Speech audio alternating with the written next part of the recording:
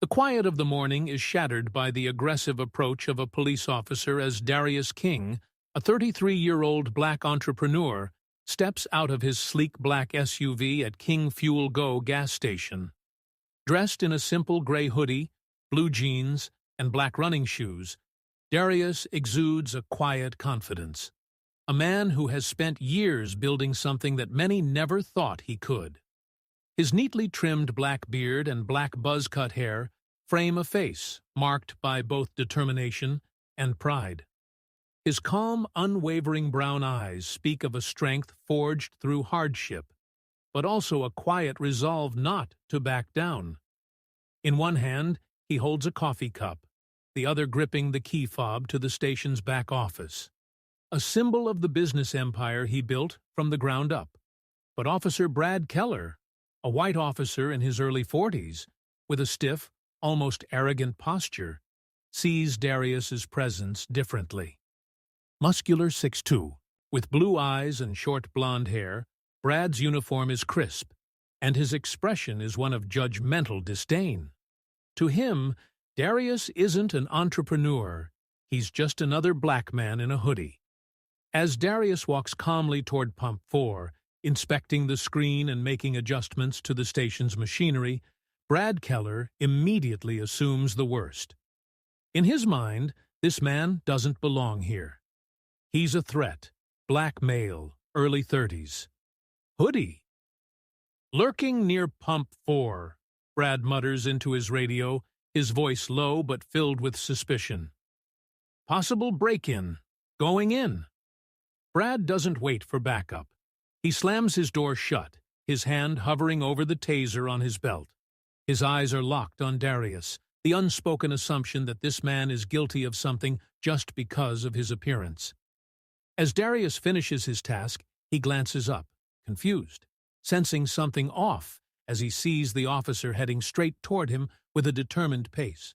"Sir, step away from the pump." "Hands where I can see them," Brad barks, his voice cutting through the cool morning air. Darius freezes for a moment, raising his hands slowly, still holding the receipt paper. "What? This is my... Now!" Brad screams again, cutting him off, his hand now gripping the taser and pulling it from its holster as he approaches with an almost predatory intensity. The surrounding few customers in the distance pause, looking on in confusion. One woman even drops her coffee, eyes wide, unsure of what's unfolding. Darius stands still, raising his hands even higher, still clutching the receipt paper.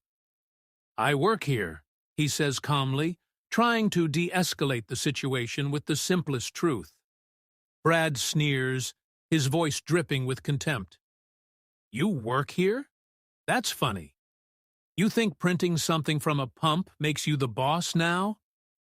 The officer's words are biting, and Darius can sense the racial undertones. It's not about his job, his title, or his position. It's about who he is. In Brad's mind, he's just another black man out of place, trying to claim something that isn't his. Darius doesn't speak anymore. He knows better. He knows the look in Brad's eyes. It's not curiosity. It's not even suspicion. It's power, prejudice, a deep-seated belief that someone like Darius could never belong in a place like this.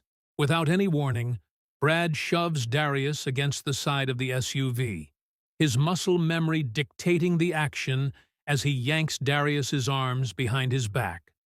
The cold handcuffs snap shut with a sickening finality. "You have the right to remain silent," Brad says, his voice almost gleeful, the rush of power coursing through him. "Anything you say can and will be used against you in a court of law." But Darius doesn't resist. He doesn't speak. He knows what this moment is. And for the first time in years, he's reminded of the price of his success. This moment isn't about guilt. It's about who Darius King is and what his mere presence represents to men like Officer Keller. The moment doesn't end with an apology. It ends with a truth that Darius King wasn't just arrested. He was targeted. Not because of anything he did wrong, but because of everything he represented. A black man with ownership, with authority, with the audacity to succeed where he was told he would fail. Officer Brad Keller shoved Darius against the hood of the SUV harder this time, so hard that Darius let out a grunt. "Where's the wallet, huh?" "You people always got a lie ready," Brad muttered under his breath. Darius winced. "My wallet's in the glove compartment. I told you, I work—" "You don't work anywhere," Brad snapped. "Unless mopping floors and selling dope counts as employment now." His words struck like lightning, sharp, unprovoked, and soaked in racist venom. The customers nearby looked away, some uncomfortable, others indifferent. One man in a suit laughed quietly, as if this was just another episode of reality TV. Brad opened the SUV door and began rifling through the glove compartment, not bothering to ask for permission. He pulled out the wallet and scanned the ID. "Darius King?" Brad read aloud, then scoffed. "What is this, your rapper name?" "It's my real name," Darius said, his voice even, but you could hear the storm forming inside. "You know what's funny, Mr. King?" Brad continued, waving the ID mockingly in the air. "There's a sign outside that says, 'King Fuel and Go.'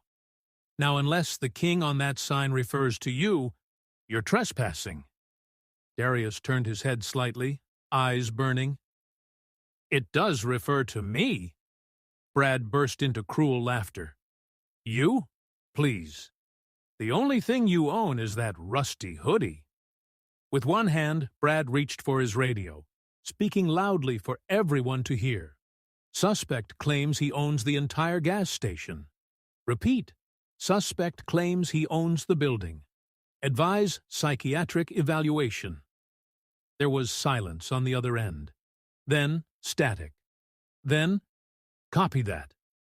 A few more people had gathered now, whispering among themselves. "He's always so polite when I get coffee here," one woman mumbled.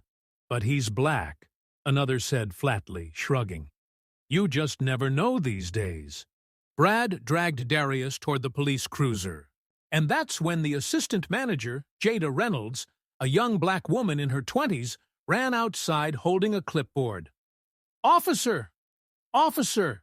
she shouted. "That man, he owns this place. His name's on every form inside. He's my boss." Brad didn't even look at her. "You people always stick together." Jada froze. Her mouth fell open. "You? What did you just say?" "I said mind your business before you end up in cuffs, too," Brad growled. Darius slowly turned to Jada, his wrists bound, his dignity bleeding onto the concrete. "It's okay, Jada," he said, voice shaking. "Let him finish what he started." But deep inside, something in Darius King was rising. Brad shoved Darius into the back of the police cruiser, hard enough that Darius's head knocked against the door frame. No apology. No hesitation. Jada was still standing outside the gas station office, stunned. Her clipboard trembled in her hands. Inside the car, Darius stared at the cage between the seats, trying to keep his breathing even. But the ache in his chest wasn't from the handcuffs. It was from the look in Brad's eyes. The same look he'd seen growing up, on store managers, teachers, neighbors. That cold, trained hatred behind a badge. "You think owning a gas station makes you better than me?" Brad said through the partition as he slid into the driver's seat. "You think money erases your color?" Darius didn't answer. "You people get a few dollars and forget where you came from." Still, silence. Brad sneered. "Don't worry. We'll see what the boys at the station think of your little story." At that moment, inside the station, Mr. Nwabueze, a middle-aged Nigerian immigrant who managed night shifts, was reviewing the surveillance camera. He had heard Jada's scream and quickly pulled the footage. He saw everything. Darius printing out receipt paper, calmly inspecting pump 4, then getting arrested without reason. The racial slurs, the aggression, the mocking. He froze the frame right where Brad held up the ID, laughing. "God punish racism," he muttered under his breath. Jada burst through the door. "Sir, do we have the camera footage?" "Yes, and I am calling the station." "Now," Mr. Nwabueze growled. Jada's voice cracked. He called us you people. He mocked our color. I've worked here for 3 years, and I've never seen Darius even raise his voice. He built this place from scratch, and that man dragged him away like a dog." Outside, the onlookers were splitting into 2 groups, those recording on their phones and those whispering that the cop was just doing his job. A white man in a pickup spat on the sidewalk. That's what happens when they forget their place. Jada heard him.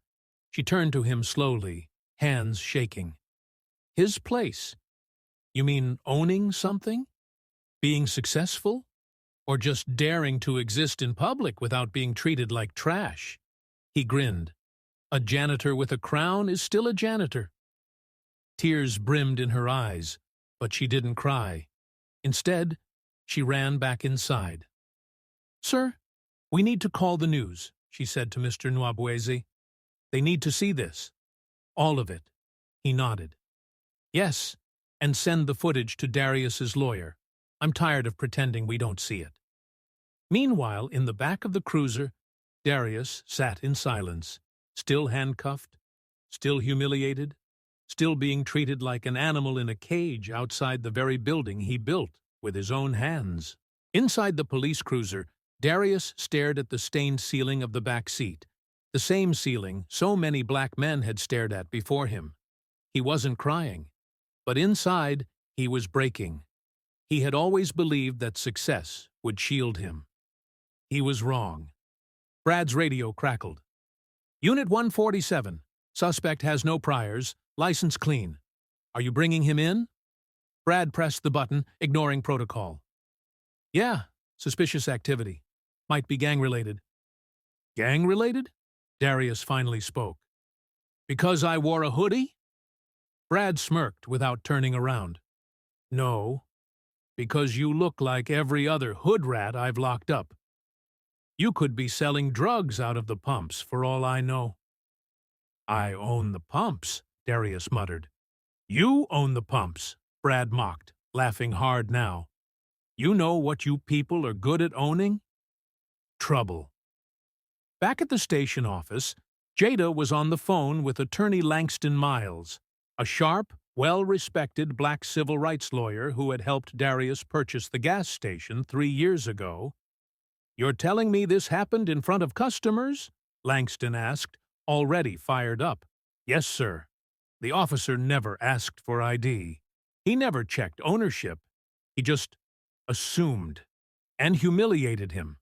Langston didn't hesitate. "Email me the footage. I'll meet you at the precinct in 30 minutes. Mr. Nwabueze handed her a flash drive. "The footage is here. Every word. Even the part where he said we always stick together." Jada swallowed. "We do. Because no one else will." As they rushed out, a few more customers stepped into the station, chatting about what had happened. One white woman with dyed blonde hair shook her head. "This is what happens when they get too comfortable. Owning businesses now? What's next, Mayor?" The man beside her chuckled. "He should be grateful. At least he didn't get shot." Back in the cruiser, Brad pulled into the Oak Hill Police Department, dragging Darius through the back entrance, away from the public. 2 other officers watched from the hallway. One gave a half-hearted whistle. "Another one? Brad?" "He claims he owns the whole gas station," Brad said sarcastically. "I guess we got a black Rockefeller in town." They all laughed. Darius stood still, the cuffs still biting into his wrists. One of the younger white officers looked at him, then looked away, ashamed but silent. Brad led him into the intake room. "You people always think respect is something you can buy," Brad said quietly, smugly. "But deep down, you're still just what they've always been. Visitors. Temporary." Darius's eyes locked on him. Not angry. Not even hurt. Just disappointed. "You're not scared of my success," Darius said slowly. "You're terrified of what it means." Before Brad could answer, a voice interrupted. "Officer Keller?" Brad turned. Langston Miles had arrived, wearing a sharp suit, calm but firm. "That man you arrested?" Langston said, his voice razor-sharp. "You just assaulted the registered owner of King Fuel & Go, and I have a flash drive full of proof." Brad blinked. For the first time, his smile faltered. The moment Langston Miles dropped the flash drive on the precinct desk, silence swept through the intake room. Brad Keller's face tightened. His eyes flicked to the two junior officers in the hallway, who suddenly grew quiet and stiff. "You're making a big mistake," Brad muttered, jaw clenching. Langston tilted his head. "The only mistake here is yours.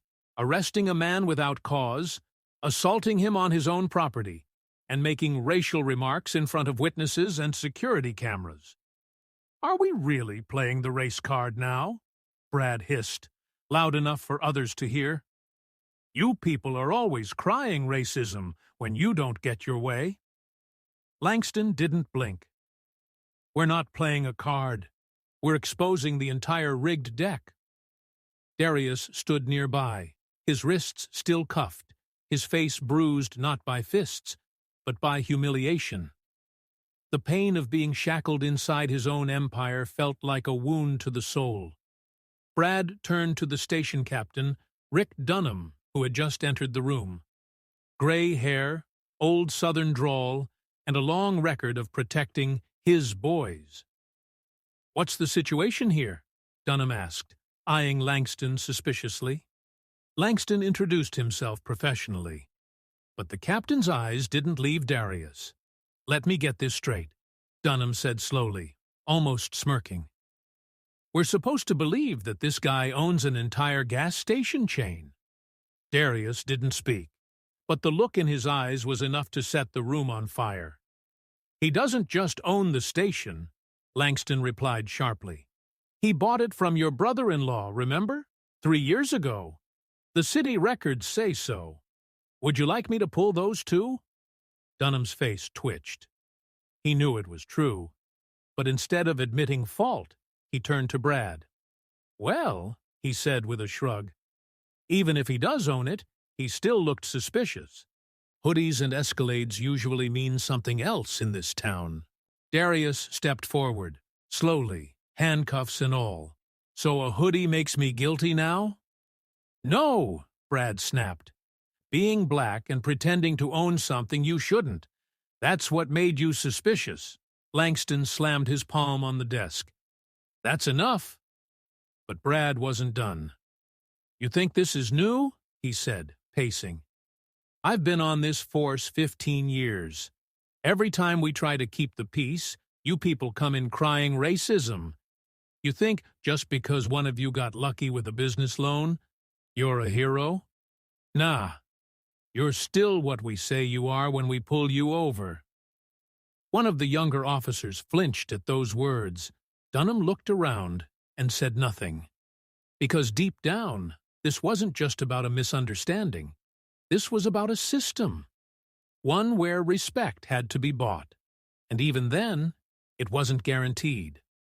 Darius looked up slowly. Calm. Steady.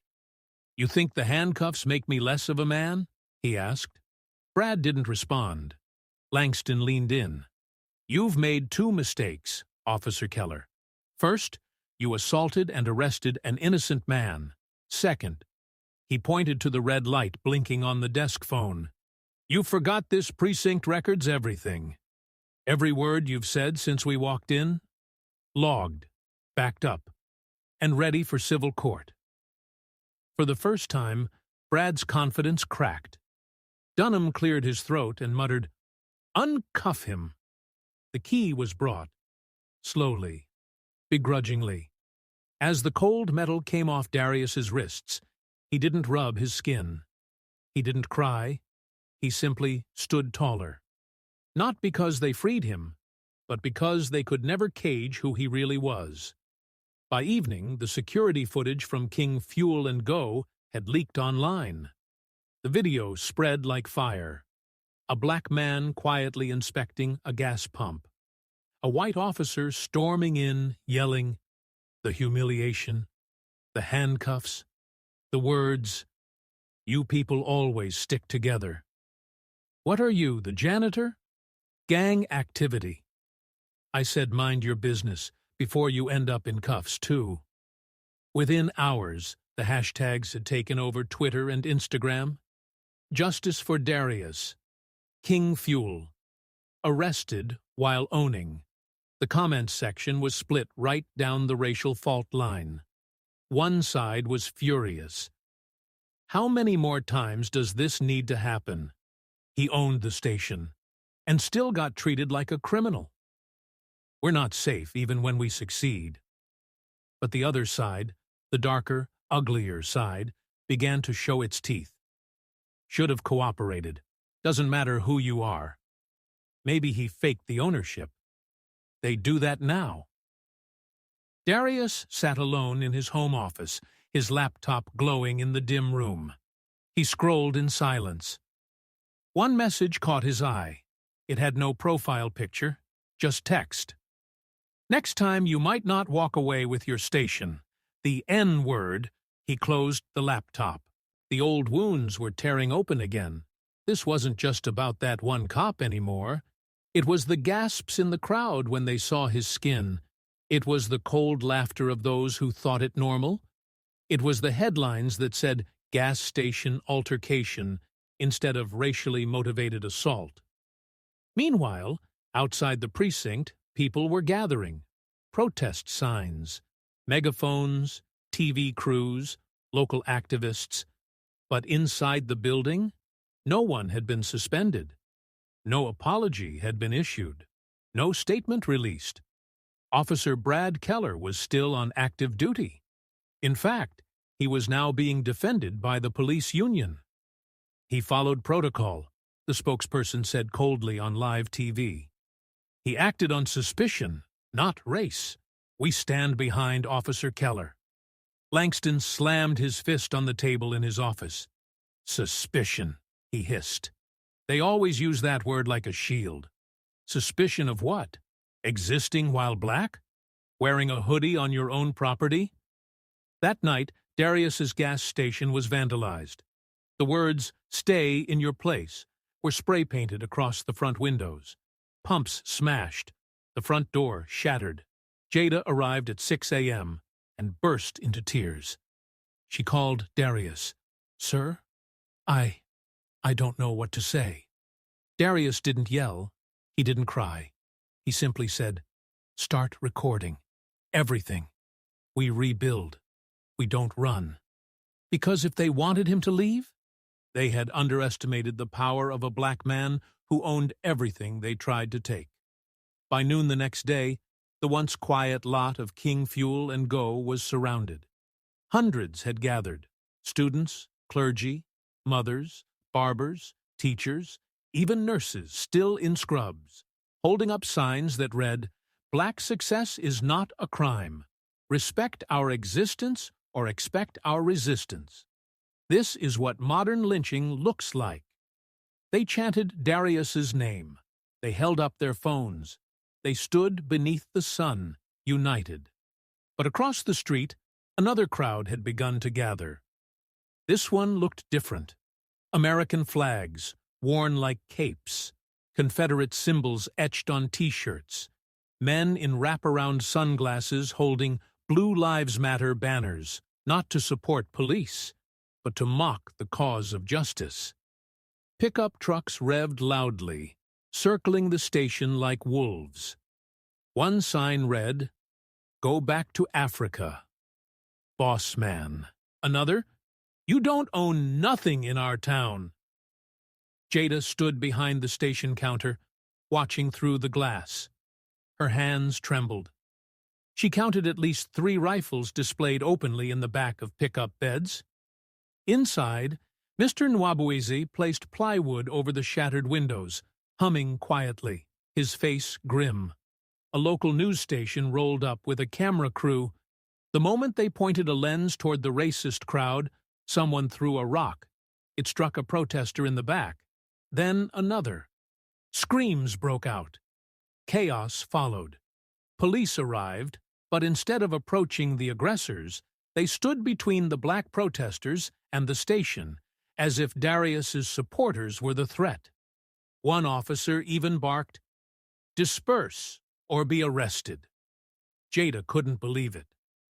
"Are you protecting the vandals?" she shouted at the officer nearest the door. "They threatened us. You saw the footage. You know what's happening." The officer didn't respond. Darius arrived 15 minutes later. He stepped out of his car, buttoned shirt and slacks, not to dress up, but to look safe. As he walked through the crowd, people reached for him, fists in the air, tears in their eyes. Some even called him hero. But across the street, a white man spat on the sidewalk and yelled, "Bet you think you're Martin Luther King now, huh?" Darius stopped. He looked that man straight in the eye. "No," he said, calm but firm. "I'm Darius King, the man whose name is still on that deed, and I'm not leaving." The man sneered, "Then maybe next time we bring more than paint cans." One of his friends laughed, pulled out a match, and lit a mock gas receipt on fire, waving it in the air. "Hope this place goes up in flames, not air." That was the moment Darius knew. This wasn't just about him anymore. This was about every black kid told they weren't enough. Every woman followed in a store. Every man cuffed for walking with confidence. Langston arrived shortly after, flanked by reporters and allies. "This is no longer just a protest," he said into the camera. "This is a reckoning." But even as cheers erupted behind him, a brick was thrown, and the fight was far from over. 1 week later, the lawsuit was filed, King versus Oak Hill Police Department. Charge: wrongful arrest, racial profiling, unlawful detainment, defamation, destruction of property, and emotional trauma. Langston Miles stood at the courthouse steps, Darius at his side, the cameras blinking like judgmental eyes. "This case," Langston said, "is about more than just handcuffs and humiliation. It's about centuries of systemic injustice finally being dragged into the light." But inside the courthouse, it was a different story. The judge assigned Justice Clifford Harlan, an aging white man whose record spoke volumes. In 38 years, he had never ruled in favor of a black plaintiff in a civil rights case. When the courtroom filled, Darius entered calmly, wearing a simple suit. Behind him sat Jada, Mr. Nwabuezi, and several employees who had witnessed the incident. The rest of the gallery was mixed, supporters on one side, skeptics and white locals on the other. Brad Keller entered through the opposite door, not in uniform this time, but in a polished gray suit and a smug grin. He was flanked by 4 lawyers, all white, all paid by the Police Union Legal Defense Fund. Their argument was as slick as it was insidious. Officer Keller had reasonable suspicion due to a recent string of robberies in the area. Darius's behavior was ambiguous and inconsistent with someone managing a business. The arrest was regrettable but justified. The racial comments? Taken out of context. The footage?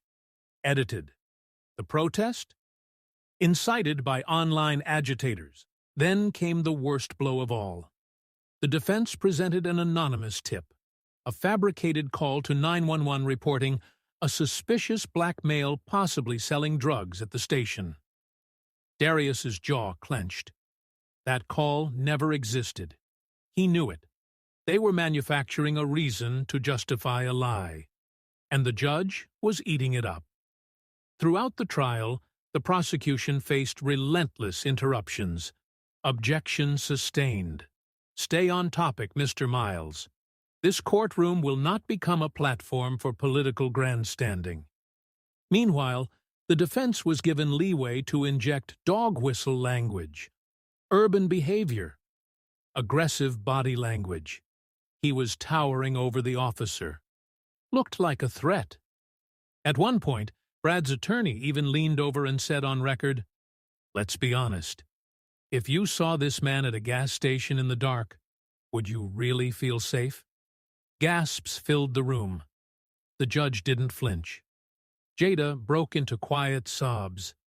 Mr. Nwabouis clenched his fists so tightly, his knuckles turned white. Langston stood and said, "Your Honor, I want that line stricken from the record." The judge waved lazily. "Let's move on." Darius stood up suddenly. The court froze. "Your Honor," he said softly, "if my skin is your evidence, then no facts will matter. If my success threatens you, then no truth will save me." The judge looked bored. "Sit down, Mr. King, or you'll be held in contempt." But the crowd had heard him, and so had the world outside, because the courtroom was being live-streamed. And online? The truth couldn't be filtered. After 3 days of testimony, footage, witnesses, and legal chess, the courtroom was silent as Judge Clifford Harlan returned to his bench. Darius sat still, his mother's worn Bible in his hand, unopened. Jada gripped her seat like it might disappear from under her. Mr. Nwabouis bowed his head, lips moving in silent prayer. Langston stood tall, exhausted but defiant. The judge cleared his throat. In the matter of Darius King versus the Oak Hill Police Department and Officer Bradley Keller, every eye in the room locked onto him. I find that the officer acted within the boundaries of reasonable suspicion, and the arrest, while unfortunate, was not unlawful under the standards of this jurisdiction. A cold silence. Further, the allegations of racial discrimination are unsubstantiated, based on circumstantial perception rather than legal fact. Langston whispered, "They're calling racism a perception now." The judge continued, his voice void of shame. "Therefore, I rule in favor of the defendant. Case dismissed." A split second passed before the courtroom exploded in gasps, yells, and muffled sobs. Jada covered her mouth and cried openly. Nwabouis stood up, furious, his voice trembling. He was arrested on his own land. Brad Keller smirked across the aisle and gave a short, mocking nod to Darius. Langston clenched his fists, but remained frozen, knowing exactly how the game was rigged, but still bleeding from its rules. Darius didn't move, didn't blink, didn't react. Because the chains weren't around his wrists anymore, they were around the system. As the courtroom emptied, one of the officers whispered behind Brad, "Damn, he got off easy." Brad chuckled. "Yeah, next time he'll think twice before playing boss in a white town." Those words were caught on a journalist's live mic, and within minutes, they were everywhere. Clips of the verdict, side-by-side footage of the arrest, the judge's full transcript, and Brad's post-verdict racist whisper. The internet didn't just react. It erupted. Outside the courthouse, thousands had gathered by the time Darius walked out the front steps. They parted for him, not like a celebrity, but like a symbol. A man who stood, bled, and lost in a courtroom built to erase people like him, but who never lost himself. Langston whispered beside him, "You didn't lose this, Darius. You lit a match." The crowd began to chant again, "Say his name, Darius King. Black ownership is not a threat. No justice, no peace." And somewhere, behind a tinted window across the street, the same white man who had spit on the sidewalk during the protest watched with tight lips, "They're getting bold now," he muttered. But what he didn't realize, this wasn't boldness. This was the beginning of reckoning. The courtroom loss could have broken him, but instead it revealed him. 2 days after the verdict, Darius King sat alone inside his gas station. The windows had been fixed, the pumps restored, but the world outside was still on fire. Threats still poured into his inbox. "Sell now, or we'll burn it down." "You got what you deserved, monkey." "You people always play victim until you're put back in your place." The city had moved on. The judge had signed the ruling. The police department quietly put Officer Brad Keller on administrative leave, still fully paid. And the mayor? He sent out a single tweet. "Oak Hill is a town of justice and tradition. We support our law enforcement and all citizens equally." No apology, no name, just politics wrapped in poison. But Darius wasn't planning a retreat. He was planning a rebuild. That morning, he stood in front of his staff, Jada, Mr. Nwabuez, 2 new interns from the community college, and announced something they didn't expect. "I'm opening a second station." The room went still. In the same part of town, they said I didn't belong. "And I'm going to hire kids they'd never even interview, pay them double minimum wage, and teach them what ownership really means." Jada's eyes filled with tears. "Sir, you're really doing this?" "I didn't come this far to beg for dignity," Darius said. "I came to build a future where no one like us ever has to beg again." Later that day, he hosted the first King Youth Summit, a free mentorship event in the gas station parking lot. Over 300 black teenagers and young adults came, some wearing shirts that read, "Own something. Black. Brilliant. Building. Respect can't be rented." Darius stepped up on a small wooden stage, the very same spot where Brad had once slammed him to the ground.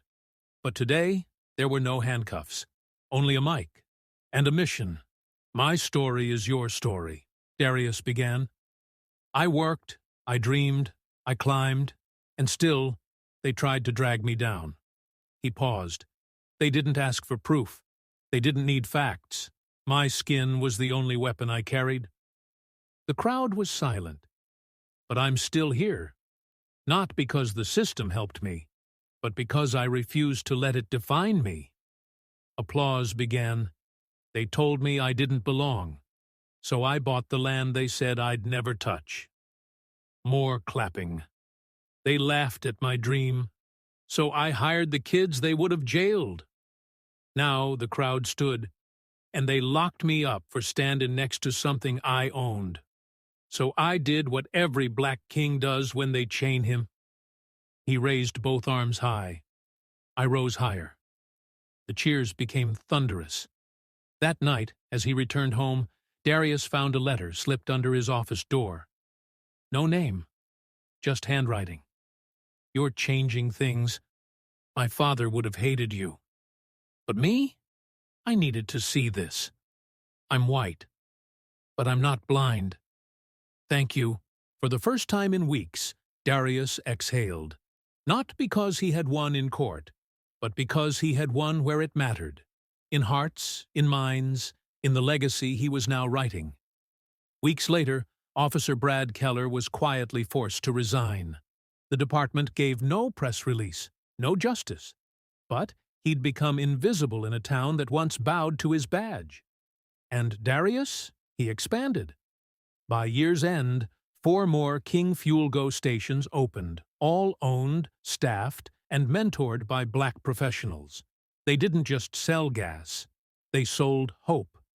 Because Darius King didn't just reclaim a gas station. He reclaimed the right to exist boldly, own loudly, and fight with dignity in a world built to erase him. Have you ever witnessed injustice just for being who you are? Darius King did. But instead of giving up, he built something they could never take: his legacy. Let this story remind you, success doesn't silence racism, but resilience destroys its power. If you are moved by this story, please like, share, and subscribe to our channel. We post powerful, real-life stories that inspire change, uncover truth, and ignite justice. Join the movement. Stand with the kings of this world. Thanks for watching. See you in the next story.